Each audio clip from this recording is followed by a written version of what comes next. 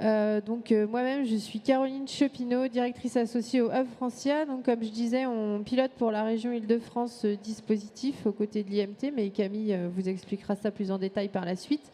Et au Hub, on est donc une association loi 1901 qui fédère l'écosystème en intelligence artificielle. Et à ce titre, on est les mieux placés, si on peut dire, pour piloter ce dispositif pour la région. Donc je vais laisser la parole à Camille Souillard, qui est chargée de projet au Hub Francia et qui travaille avec moi sur le PACIA pour vous présenter ce dispositif et les modalités de candidature des sociétés pour bénéficier de l'accompagnement du Hub et de la région Île-de-France. Merci Caroline. Bonjour à tous. Donc, en ce qui concerne le dispositif PACIA, tu peux passer. Il fait partie du plan IA 2021 de la région Île-de-France qui avait pour objectif vraiment de promouvoir tout l'écosystème francilien et de valoriser l'économie locale en favorisant l'introduction de l'IA pour les PME et ETI franciliennes. Et c'est d'ailleurs la première mesure de ce plan IA 2021. Donc l'objectif, c'est d'accompagner les PME et ETI à identifier les menaces et les problématiques qu'elles vivent au quotidien dans leur métier et voir comment l'IA peut les aider à réduire des coûts et trouver des solutions qui soient adaptées à leur business. Et donc nous, en tant que pilote, on accompagne aussi pour identifier les cas d'usage qui vont être pertinents et s'assurer que les entreprises soient bien matures sur le côté digital pour pouvoir mettre en place un premier projet d'IA. Donc voilà un peu les partenaires du PACIA qui a été lancé par la région Île-de-France. Donc nous, en tant que Hub Francia, on est copilote avec l'IMT Terealab. Donc nous, on s'assure du suivi plutôt administratif, tandis que l'IMT gère la partie financière. Et puis, on a ce qu'on appelle des réalisateurs. Donc là, ce sont les entreprises qui vont accompagner opérationnellement les PME et ETI dans la mise en place de leurs projets. Donc on a deux types de réalisateurs. Les cabinets spécialisés en IA, que sont Business et Décision et Quantmetry, et le réseau de start-up du Hub Francia et de l'IMT, qui sont à peu près une cinquantaine, donc avec toutes des spécialités différentes, ce qui permet de résoudre vraiment de très nombreux cas d'usage différents. Dont Invelis. En ce qui concerne donc la cible du PACIA, on va s'attacher à s'assurer que la PME ou l'ETI a déjà une transformation digitale avancée et qu'en interne, les équipes soient mobilisées et qu'elles aient du temps à consacrer au projet. Et après, on a des critères d'éligibilité qui sont assez précis. Il faut que ce soit une entreprise d'Île-de-France, puisque c'est un plan de la région Île-de-France. Et en termes de taille, une entreprise inférieure à 5000 salariés et en termes de chiffre d'affaires à moins de 1,5 milliard d'euros de chiffre d'affaires.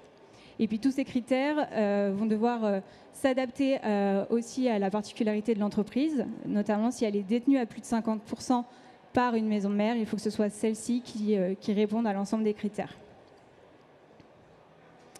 Donc très concrètement, le PACIA, c'est un projet qui dure 3 mois. C'est toujours la même durée et toujours le même montant, avec donc 37 000 euros de coût du projet et 50% de financement par la région. Donc pour l'entreprise PME ou ETI, c'est 18 500 euros à verser pour obtenir un premier projet d'IA et avec l'assurance d'un accompagnement personnalisé par son réalisateur et l'équipe d'experts, notamment via aussi les pilotes qui sont sur le dispositif. Et puis pour bien comprendre aussi toute l'importance que met les territoires sur ces projets d'intelligence artificielle, on a remis donc l'évolution qui est possible aussi pour les entreprises, de commencer par un Diag AI qui est quelque chose d'assez basique pour faire le point sur les données qui sont disponibles au sein de l'entreprise. Ensuite, le PACIA que je viens de vous présenter, où là déjà on commence à produire quelque chose d'un peu plus concret. On n'est pas sur des slides, on produit vraiment du code, quelque chose qui soit utilisable en interne à l'entreprise et qui soit très très concret. Et puis si on se rend compte à l'issue du PACIA qu'il y a d'autres projets plus importants qui peuvent être réalisés, on peut aller vers un InnovoUp et continuer le chemin de l'intelligence artificielle. Donc voilà pour la présentation du dispositif. N'hésitez pas, si ça vous intéresse, à aller voir sur le site pakia.fr. Vous avez tous ces renseignements. Et à nous contacter aussi par mail, à suivre nos réseaux. On sera très ravis de répondre à vos demandes et pouvoir vous présenter plus en détail tout ça. Merci Camille. J'ai une question. Pakia, ça a été lancé il y a un peu plus d'un an maintenant. Il y a combien de projets qui ont été financés sur la première partie ? Alors en effet, la première année s'est terminée assez récemment. On a eu 21 projets qui ont été tous des succès. Et ce qui est intéressant aussi, ce qui n'avait pas forcément été imaginé au départ, c'est que les PME continuent après le Pakia à travailler avec leurs réalisateurs. Donc ça vraiment développe l'écosystème sur le territoire. Une mise en relation qui est très bénéfique pour la suite des deux côtés, côté réalisateur et côté PME. Et les ambitions alors du Pakia sur les années à venir ? Alors là, on entame justement cette deuxième année du dispositif. Et pour cette année-là, ce serait pour 60 projets. Et encore une année suivante, on l'espère, pour 100 projets. Bon, toute l'Île-de-France sera dotée d'intelligence artificielle à fin 2023, espérons-le. Merci beaucoup Camille. Alors, on va laisser la parole donc à Tingari, qui est donc une société qui a bénéficié, qui finit tout juste son projet Pakia sur l'année 1, qui fait partie des 21 lauréats de la première année. Donc, on accueille Isabelle Brochu et Thomas Petit de Tingari, qui est accompagné aussi de Pierre-Louis de Invenis, qui est le fameux réalisateur qui a accompagné Tingari pendant 3 mois. Alors, pour commencer, je vais vous laisser la parole pour présenter vos deux structures et puis le projet. Et puis ensuite, on fera un petit tour de questions. Alors Isabelle, Thomas, c'est à vous.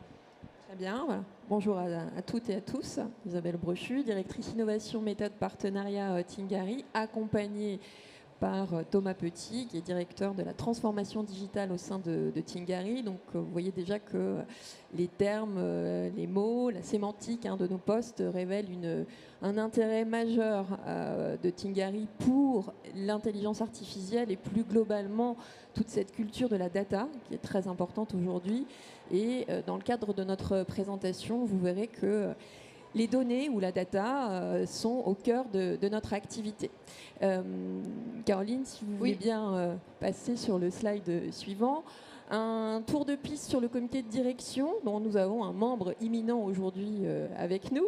Un comité de direction qui est donc composé de 5 personnes avec des fonctions support qui permettent une organisation assez agile et courte en termes de prise de décision au sein de Tingari.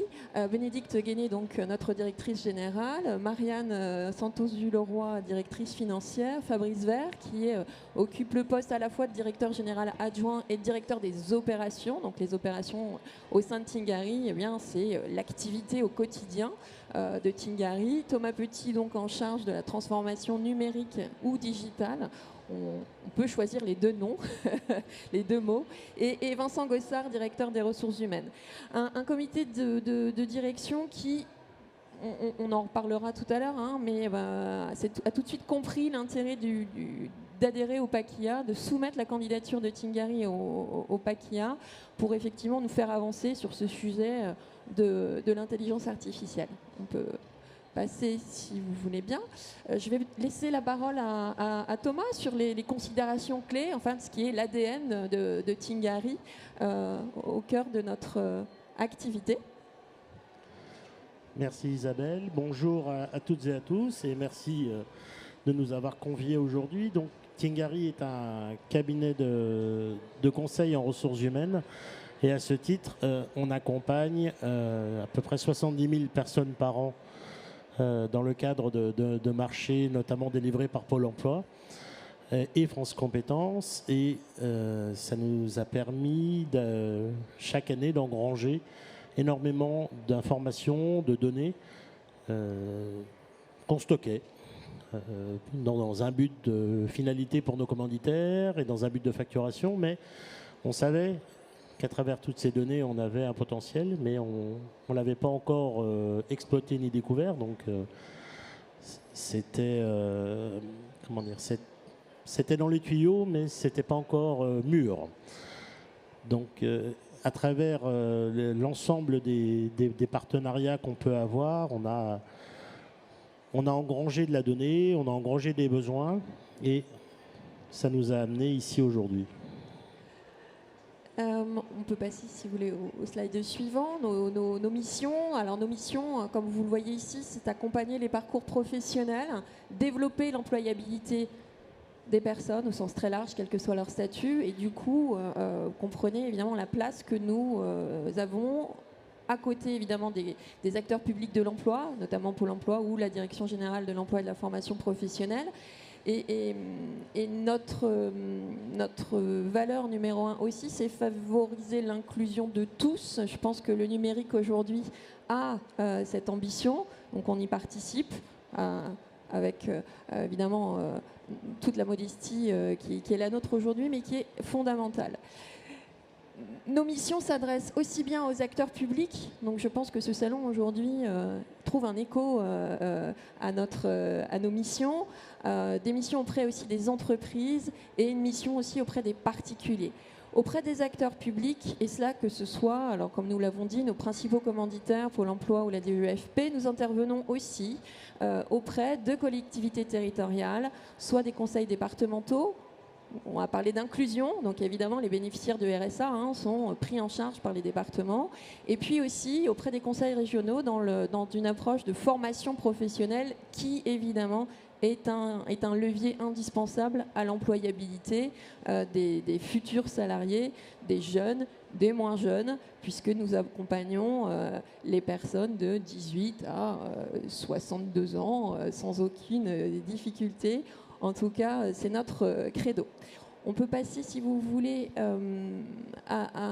aux opérations. Alors, Tingari a vous l'avez vu, une organisation agile avec des prises de décision qui sont courtes, c'est un choix. Et Tingari s'organise aussi sur la recherche perpétuelle de l'efficience. On développe énormément le travail collaboratif, qui n'est pas toujours inné. On aime bien travailler en silo, chacun sur son expertise, c'est quand même plus confortable. Donc on travaille beaucoup sur cette notion de travail collaboratif au sein des directions. Et vous voyez sur le schéma une continuité entre la direction innovation méthode partenariat, le centre de contact qui est notre centre de premier contact des bénéficiaires qui permet d'orienter et d'informer les bénéficiaires. Le support performance, alors la performance comprise au sens très large du terme, pas que sur le retour à l'emploi ou sur un niveau de facturation élevé, mais une performance qui touche aussi évidemment à la qualité de nos accompagnements, soutenus par des services généraux qui nous permettent d'avoir des locaux qui répondent à toutes les mesures et les exigences de conformité. Et puis la dimension statistique, le service statistique et performance, donc on reboucle avec notre sujet d'aujourd'hui, qui évidemment explore et analyse les données des personnes que nous accompagnons. Thomas vous a parlé de 70 000 personnes à peu près par an, ce qui est quand même un chiffre conséquent. Sur des données qu'on peut effectivement traiter et analyser. On peut passer, s'il vous plaît, au slide suivant. On terminera sur la mission qui est une mission transverse pour nous, c'est éclairer les décideurs publics. 70 000 personnes accompagnées sur des sujets à enjeux aussi forts que l'employabilité, le retour à l'emploi, l'orientation professionnelle. Si on recontextualise aujourd'hui avec la sortie du confinement, évidemment, entre les entreprises qui recherchent désespérément des compétences et puis les collectivités territoriales qui veulent effectivement promouvoir et relancer l'économie, la place de Tingari est d'apporter cet éclairage, d'être force de proposition auprès des décideurs publics pour continuer à travailler sur des sujets qui sont liés aussi bien à la performance du pays et des entreprises, mais aussi à cette réflexion sur l'analyse des données que nous traitons, notamment avec notre commanditaire principal qui est Pôle emploi. Voilà, Thomas, est-ce que tu veux conclure sur cette présentation de Tingari ? Merci Isabelle. Justement, ce dernier point sur l'éclairage de nos commanditaires nous ramène comment dire, à cette expérience qu'on a eue avec Invenis et avec Hub France, de dire on a des informations, on est consulté par nos commanditaires, par Pôle emploi, par le ministère du Travail, par les organisations, pour savoir quelle perspective nous on peut constater, qu'est-ce qu'on est capable de proposer comme accompagnement. On est à un stade cette année où le taux de chômage est relativement bas, le nombre de postes à pourvoir est très élevé, et paradoxalement on s'attend maintenant que l'État va arrêter le quoi qu'il en coûte pour les entreprises, à ce que beaucoup d'entreprises soient défaillantes l'année prochaine. Et donc, quand on est allé à Vivatech au mois de juin, on avait entendu parler de ces sujets, on avait entendu parler d'Invenis, et au courant de l'été, on s'est rencontrés, Isabelle a rencontré Invenis, et très rapidement, on a vu l'opportunité pour Tingari de pouvoir consolider la démarche entreprise entre la création de la direction de l'innovation, de la méthode des partenariats et la direction de la transformation numérique pour justement monter d'un cran dans cette analyse des tendances en regardant ce qu'on avait dans notre vivier pour justement mieux préparer les programmes d'accompagnement et mieux préparer le retour à l'emploi des personnes qui sont accompagnées par Tingari. D'accord, merci. Bon, on parle d'Invenis. Alors Pierre-Louis, à toi. Explique-nous un peu la particularité d'Invenis. Déjà, merci, bonjour à tous et merci de nous avoir invités pour ce retour d'expérience. Oui. Donc, qui sommes-nous, Invenis? Alors, Invenis, nous sommes une agence data qui accompagne les entreprises et les administrations publiques dans la mise en place d'une organisation data et dans l'analyse et le traitement de leurs données pour en tirer de la valeur rapidement. Invenis, notre objectif, c'est donc d'accompagner les entreprises dans la mise en place de cas d'usage data.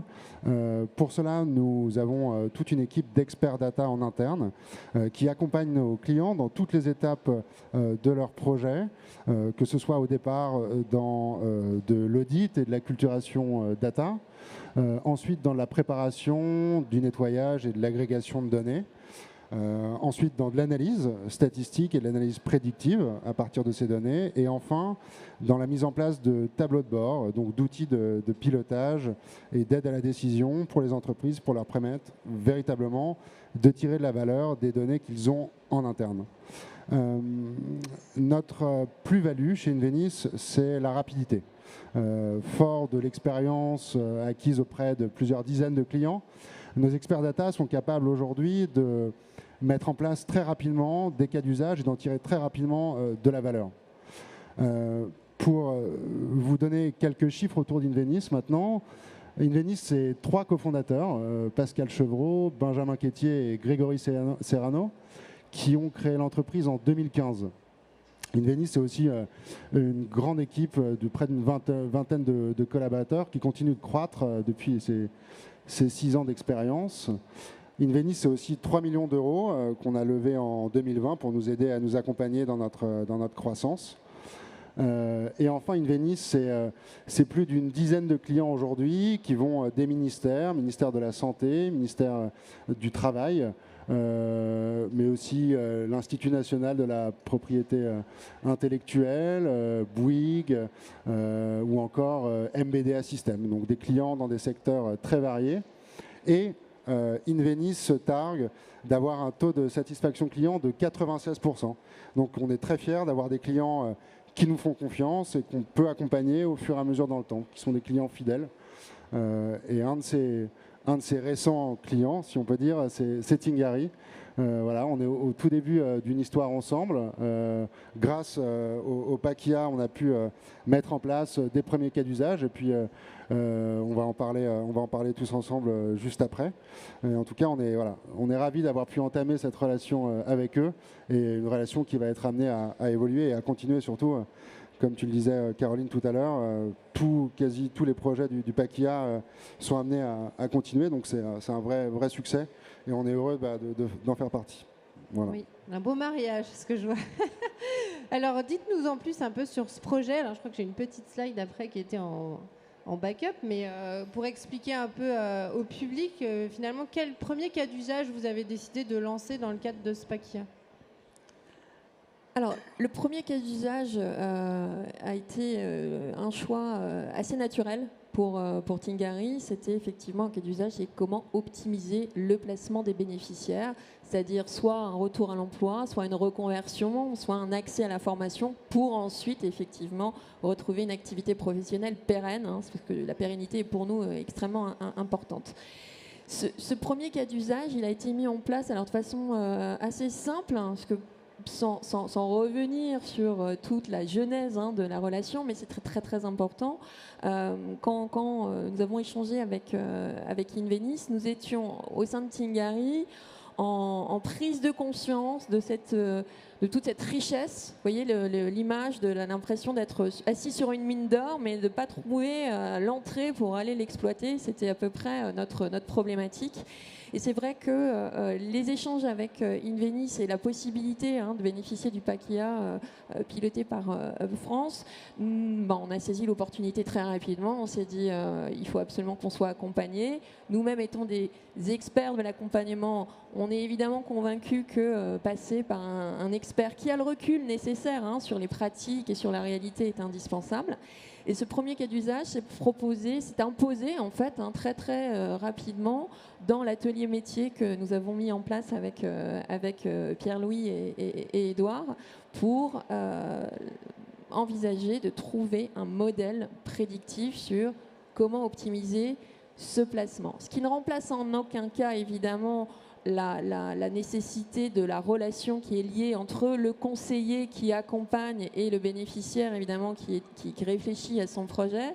Mais ce modèle, pour nous, était un levier de performance très intéressant et un outil d'aide à la décision aussi qui est nécessaire dans notre activité.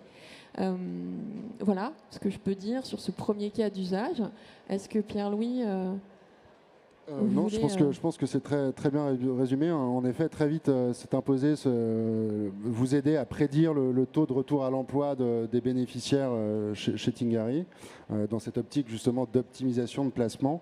Et je pense qu'on y reviendra par la suite, mais aussi à partir de là sont nés d'autres constats et un besoin d'être accompagné dans une acculturation aussi forte de la data, mise en place d'une méthodologie, d'une organisation vraiment pour mettre la data au cœur de vos décisions et de votre fonctionnement. Ce que vous aviez aussi constaté en interne, mais vous aviez besoin d'une caisse de résonance externe, quelqu'un qui vous aide à prendre du recul et à légitimer aussi vos positions en interne pour vraiment vous engager dans cette direction.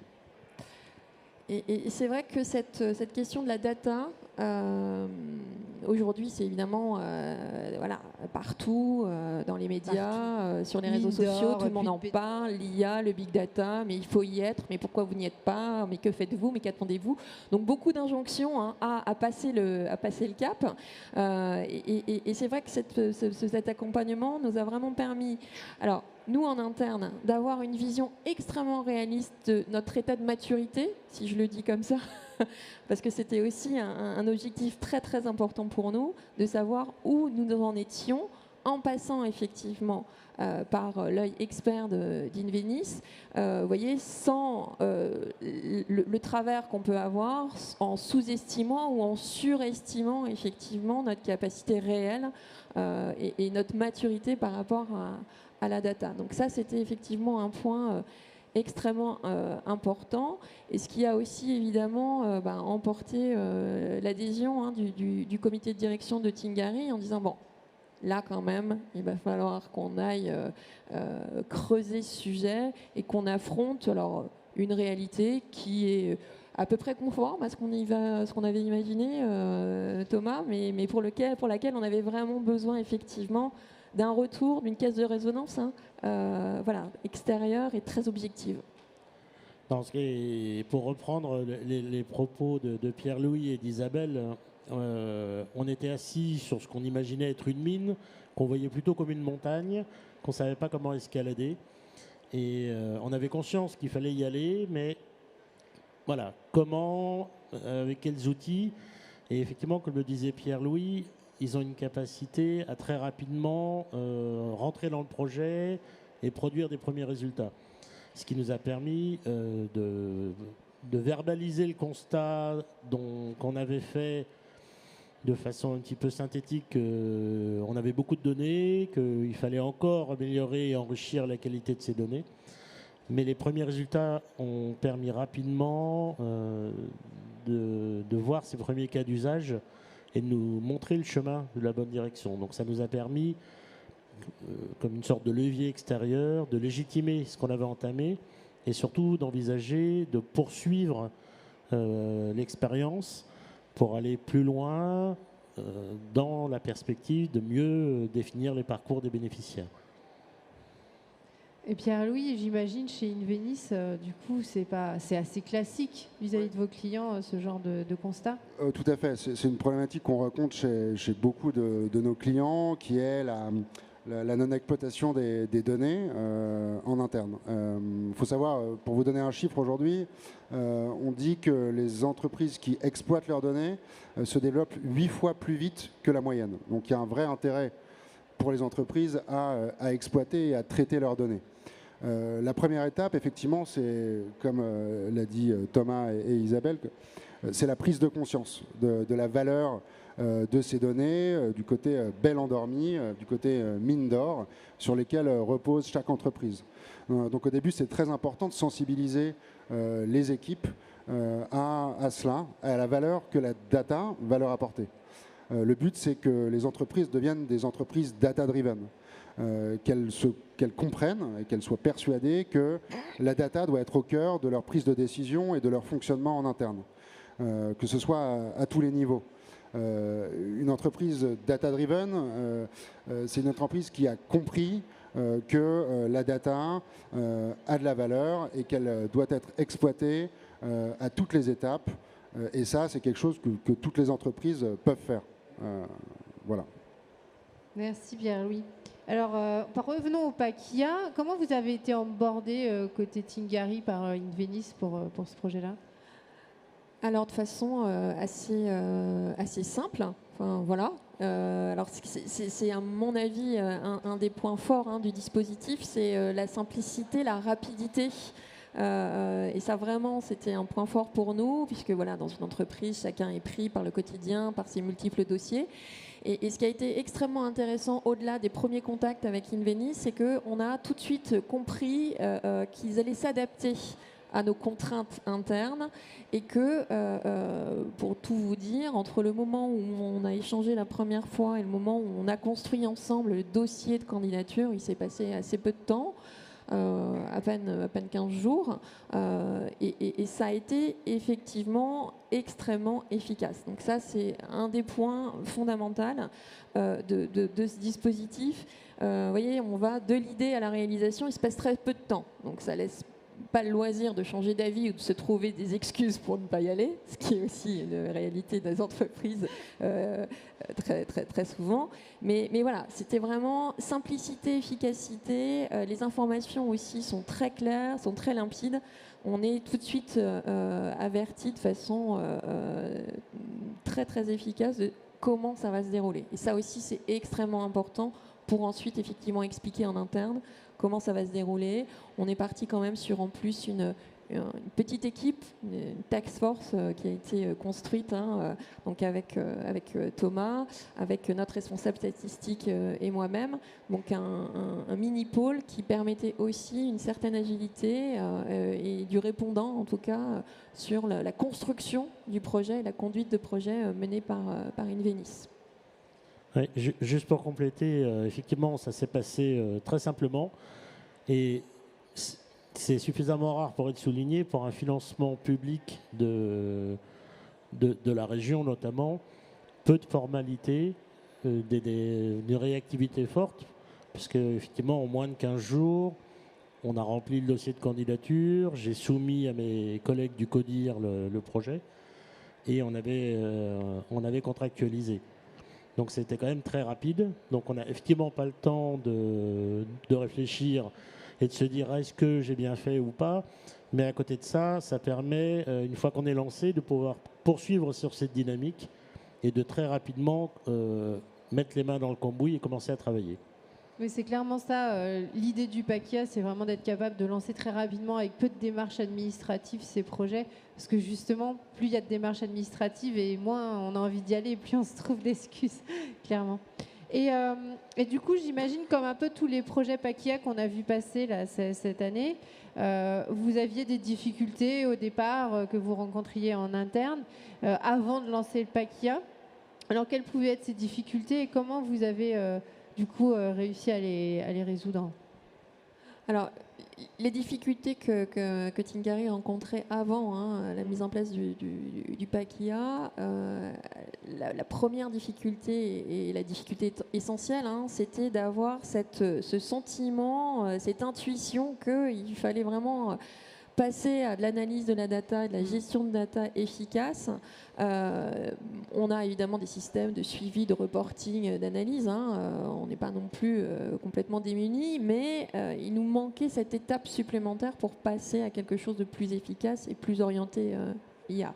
Donc la difficulté, elle était, je sais que, mais effectivement, je n'arrive pas à m'emparer du sujet pour toutes les raisons qu'on a citées, parce qu'il nous faut aussi, il y a une expertise évidemment indispensable, et que le PACIA a vraiment, en tout cas, a répondu à plein de sujets, plein d'objectifs pour nous, mais déjà cette première difficulté est tombée, c'était de se dire, là maintenant, on va s'emparer du sujet, on est accompagné, et ce flottement ne doit plus, effectivement, n'a plus de raison d'être au sein de Tingari. Ça, je pense que c'est vraiment une des premières difficultés levées. La première difficulté, justement, c'était de se dire comment on va y aller et par qui on pourrait se faire accompagner. Et c'est vrai qu'on parle de données, on parle d'IA, on en parle tout le temps, c'est sur toutes les lèvres, mais qui va nous aider, vers qui se tourner, c'était pas forcément évident. Et comme l'a dit Pierre-Louis tout à l'heure, aujourd'hui, les entreprises qui vont progresser le plus vite, ce sont celles qui sont data-driven. Et jusqu'à maintenant, les données ne nous servaient qu'à regarder ce qu'on avait parcouru comme chemin. Et on ne s'en servait pas du tout pour se projeter vers l'avenir. Et ça va être quelque chose de fort, je pense, dans les mois et les années qui viennent. C'est ça, changer un peu d'état d'esprit, passer plutôt à côté actif et proactif dans le traitement de la donnée. Et Pierre-Louis, justement, tout à l'heure, il évoquait cette culture data nécessaire à l'entreprise. Vous l'avez ressenti, vous, ce besoin de culture data, et pourquoi ça va aider finalement à être plus performant? Alors, le besoin de l'acculturation à la data, on l'a très vite identifié. D'abord parce que les premiers retours des cas d'usage qu'on avait identifiés nous ont démontré par A plus B que nos données étaient incomplètes, voire parfois pas aussi qualitatives qu'on l'imaginait. Et des données incomplètes ou peu qualitatives sont aussi le fruit des hommes et des femmes qui saisissent ces données, et évidemment. Et du coup, voilà, la nécessité d'acculturer à la data, elle était évidente. On l'a partagée, on en a discuté lors des comités de pilotage. Pour nous, c'est une évidence aujourd'hui. On a très envie, évidemment, et on a besoin absolument de mener cette acculturation de la data au sein de Tingari, pour donner du sens surtout à nos collaborateurs qui saisissent ces données. Ce n'est pas juste une contrainte supplémentaire, mais leur expliquer pourquoi cette saisie de la donnée sous tel format, avec telle ambition, va permettre à l'entreprise, comme le disait Thomas, de franchir un cap, de se développer beaucoup plus, comme le disait Pierre-Louis. Et évidemment, si une entreprise se développe et est plus performante, c'est aussi au bénéfice de tous les collaborateurs, soyons clairs. Donc, vous voyez, c'est acculturer la data, et la data est toujours donner du sens, puisqu'on est vraiment dans une conduite du changement avec tout ce que ça peut générer parfois comme crainte, comme... je dirais pas blocage, mais pas envie d'y aller tout de suite. Voilà, c'est ça. Mais c'est très important, parce que jusqu'à maintenant, comme le disait Isabelle, les données ne nous servaient qu'à compléter les dossiers, à satisfaire nos commanditaires, à facturer les prestations. Donc ça donne un sens, mais ça donne une contrainte plus qu'une perspective. Et les hommes et les femmes qui travaillent pour Tingari travaillent pour accompagner des demandeurs d'emploi, des personnes en quête d'un avenir professionnel. Et avec l'exploitation de ces données et l'IA, on va être capable de proposer des parcours d'accompagnement plus personnalisés, mieux adaptés à leur passé, à leurs contraintes. Et donc, ça va permettre aux collaborateurs de Tingari, très égoïstement, de mieux faire leur travail, de mieux les accompagner dans leur démarche. Donc, on passe d'une contrainte qui est nécessaire, il faut facturer l'ensemble des prestations, à une contrainte qui va également permettre d'obtenir une satisfaction de leur travail dans le quotidien. Effectivement. Vas-y, Ouais, Pierre-Louis, j'imagine, oui, côté Inveniss, du coup, si c'est un enjeu, ces sujets d'acculturation, de culture data, vous avez probablement mis en place des choses. Absolument, c'est un vrai enjeu. Alors, pour repartir du contexte Tingari, ce que disaient Isabelle et Thomas, c'est qu'au départ du PACIA, on a eu un constat, une sorte de principe de réalité. On avait trouvé 3 cas d'usage et on s'est vite rendu compte qu'on était limité, qu'il manquait des data, qu'elles n'étaient pas assez exploitables. Et petit à petit, on s'est dit qu'il fallait mettre en place une démarche et une acculturation data des équipes Tingari. Nous, chez Inveniss, on est spécialiste de cette question-là. On accompagne beaucoup de nos clients dans la mise en place d'ateliers et de conférences pour acculturer les collaborateurs à la data. C'est une démarche d'entonnoir assez classique. On commence sur des sujets très larges.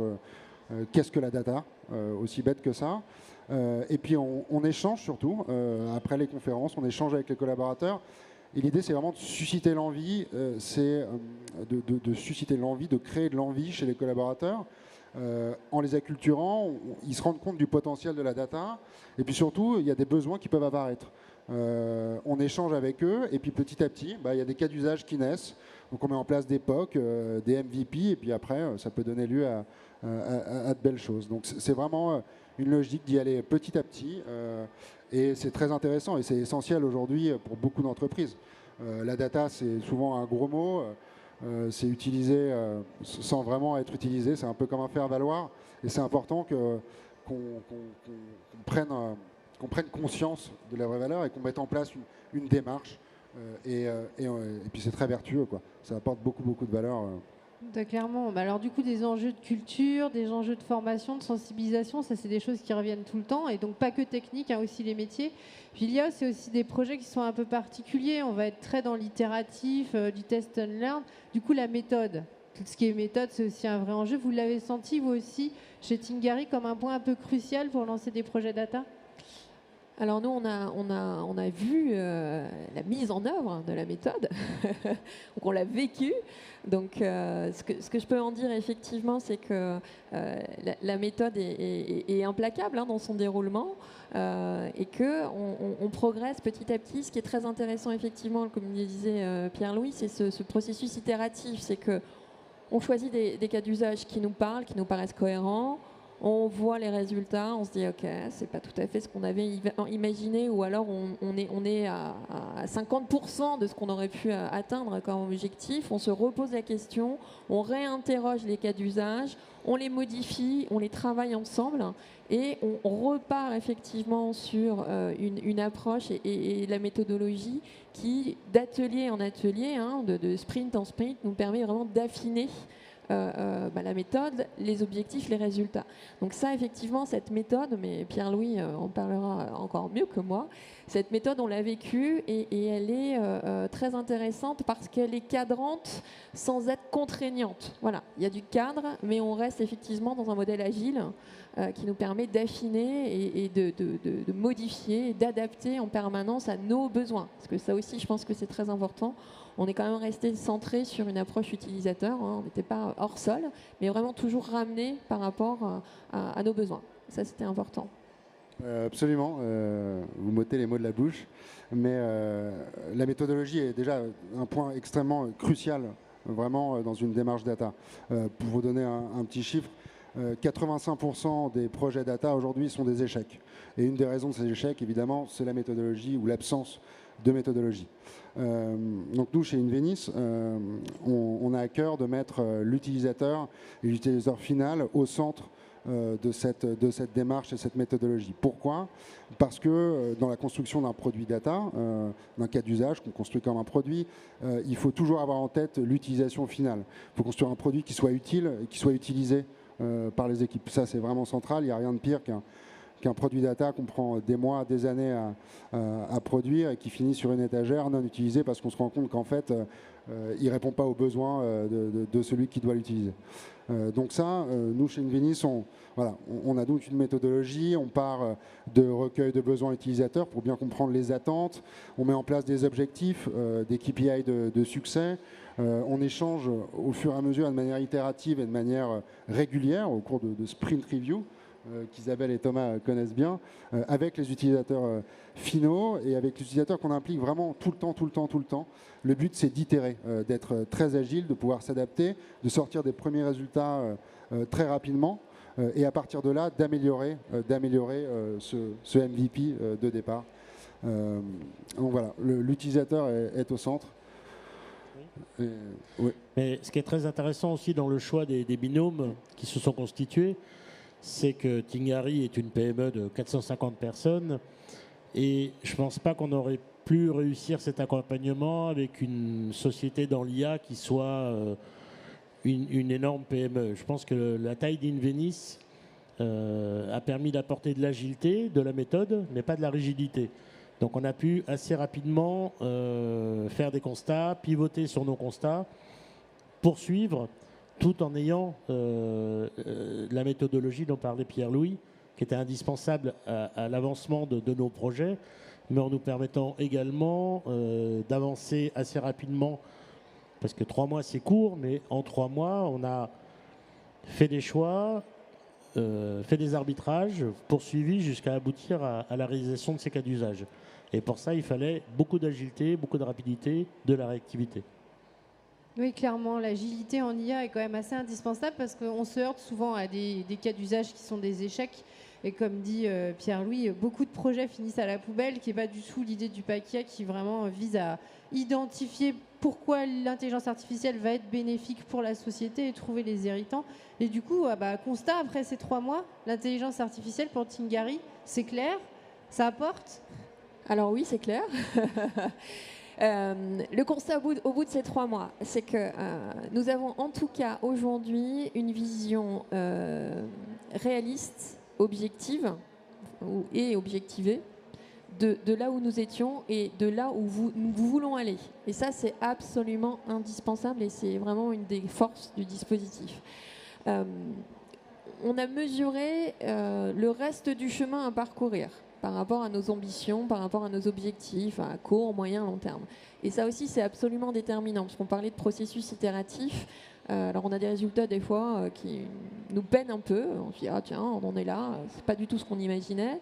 Et pour autant, effectivement, on repart effectivement en réflexion, puisque un échec ou une situation peu satisfaisante est une source de réflexion et effectivement de progrès. Et ça aussi, je pense que c'est très très important. On a parfois dans les entreprises, on investit beaucoup d'argent dans une idée, on la met en œuvre, les résultats ne sont pas à la hauteur et on aurait tendance à se dire on passe à autre chose et on laisse tomber. Donc là, c'est vraiment pour nous aussi cette nécessité d'être dans l'amélioration continue. Donc le constat aujourd'hui, il est pour nous positif et le bilan est tout à fait positif. On a une vision claire de là où nous en sommes, de ce que nous pouvons être capables de mettre en œuvre. Et évidemment, la notion d'acculturation data va être notre première étape indispensable. Et puis, elle nous permet aussi, du coup, de reformuler nos ambitions sur cette gestion de l'IA et de l'IA au sein de Tingari, avec certainement la possibilité et aujourd'hui la capacité à formuler de façon plus claire ce qu'on veut faire, nous, de l'intelligence artificielle. Donc, ce que Tingari veut faire de l'intelligence artificielle aujourd'hui, c'est effectivement, dans un premier temps, effectivement améliorer la capacité de décision et d'accompagnement des conseillers pour aider au mieux les bénéficiaires. Dans un second temps, c'est aussi pouvoir, nous, être vraiment force de proposition auprès de nos commanditaires grâce à la connaissance et au modèle prédictif que nous propose l'intelligence artificielle sur cette population en reconversion, en recherche d'emploi et en orientation professionnelle. Et à long terme, parce qu'on a de l'ambition chez Tingari, se dire que cette gestion, enfin cette introduction et vraiment cette mise en production de l'IA au sein de Tingari nous permettrait, pourquoi pas à long terme, de participer effectivement à l'enrichissement. On a parlé de l'open data, hein, la conférence précédente, et nous d'être un acteur effectivement et d'enrichir avec nos données, cette open data, pour permettre toujours une connaissance plus fine et de proposer des accompagnements, des solutions les plus pertinentes et les plus adaptées. Voilà. On travaille aussi avec des acteurs publics, donc la dimension financière est importante. Donc vous voyez, on est aussi à même de se dire comment on peut accompagner, sur quel territoire. Alors ici, on s'adresse aux élus de l'Île-de-France. L'Île-de-France est une énorme région avec des spécificités territoriales extrêmement diverses et pouvoir effectivement adapter notre action auprès des bénéficiaires de façon très très affinée en fonction des territoires ou par bassin d'emploi ou par ville. Et ça, je pense que l'IA nous le permet très rapidement. C'est notre souhait en tout cas. Non mais tu as raison, l'IA va nous permettre de passer de la statistique de masse à un bilan personnalisé qu'on va être capable d'affiner parcours par parcours. Donc ça, c'est vraiment l'effet inverse de l'empilement de statistiques. Donc on veut effectivement continuer à compiler les données, mais juste pour revenir sur le début de la question, l'agilité nous a permis d'éviter le fameux effet tunnel qu'on voit dans beaucoup de projets. Et on se serait rendu compte au bout de X mois ou X années qu'on était dans la mauvaise direction, qu'on était dans une impasse. Donc là, on était beaucoup plus réactif, beaucoup plus rapide. Et surtout, à la fin de l'accompagnement, on n'a pas un bilan, un audit, ce qui est très intéressant, mais voilà, qu'est-ce qu'on en fait après? On a un POC, on a des cas d'usage sur lesquels on va pouvoir s'appuyer pour construire avec Invenis l'année prochaine, parce que là on arrive en fin d'année, c'est les budgets, c'est comme partout, de construire le premier palier dont parlait Isabelle, qui va être de dire comment on va pouvoir personnaliser nos parcours. À moyen terme et à long terme, ce qu'on voudrait effectivement, c'est disposer de suffisamment de recul pour faire des retours à nos commanditaires publics de notre vision de l'accompagnement dans l'emploi. Il y a des données également des commanditaires publics sur opendata.gouv.fr dont on va pouvoir aussi servir pour enrichir nos parcours et à terme, pourquoi pas, effectivement, comme disait Isabelle, alimenter notre propre open data à partir de l'accompagnement des bénéficiaires. Ça, c'est la cible. 5 ans, idéalement, mais c'est la cible. Ce qui est intéressant, c'est la projection. Donc, on voit bilan positif. Ça vous a permis de mettre les mains dans le cambouis. Donc, comme vous dites, avec pas juste des slides et une analyse data, mais vraiment alors, nous, on préfère dire un MVP plutôt qu'un POC, parce que le POC, on a toujours l'impression que ça finit à la poubelle. Mais clairement, du coup, avec une ambition qui se trace autour de l'IA, qui sort de Spakia grâce à l'accompagnement d'Invenis aussi, qui vous a beaucoup aidé sur le brainstorm autour des cas d'usage possibles au niveau des données. Absolument. Et ce qu'il faut retenir aussi, c'est que l'intelligence artificielle, on vient de le prouver, ce n'est pas réservé seulement aux grosses entreprises, mais aussi aux PME, et qu'elles ont vraiment de la valeur à aller chercher et des avantages concurrentiels à se lancer dans l'IA. C'est aussi pour ce qui nous a plu dans la démarche de Spakia, c'est de pouvoir ouvrir le potentiel, la puissance de l'intelligence artificielle à des PME et à des ETI. Donc on est ravis d'avoir pu profiter de Spakia et puis surtout de démarrer cette belle relation avec Tingari. Merci Pierre-Louis, c'est un très beau mot de la fin. Je vous remercie à tous les trois d'avoir partagé cette expérience du Pakia et je vous souhaite beaucoup de bonheur, j'allais dire, et beaucoup de réussite dans vos projets à venir. Oui, merci. Beaucoup de travail et beaucoup de réussite, bien sûr. Beaucoup de travail et beaucoup de données. Oui, merci beaucoup de données. Merci beaucoup. Merci. Merci beaucoup. Merci. Merci.